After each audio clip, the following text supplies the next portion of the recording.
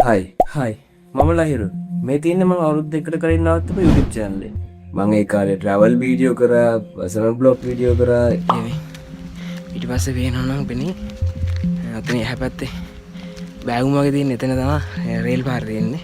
ඒ දවස්වල මම කිසිම time එකක් හදලා schedule එකකට වැඩ කරපු මිනිස්සෙක් නෙවෙයි. මට හිතුණා video එකක් දානවා, හිතුණා video අයින් කරනවා. කිසිම පිළිවෙලක් නැතුව වැඩ කරා. personal blog දාලා තියෙනවා, traveling video, experiment, එක විකාර වීඩියෝ ගොඩක් දාලා. ඉතින් අද ඉඳලා මම ලොකුම ලොකු challenge එකක් පටන් ගන්න තමයි හදන්නේ.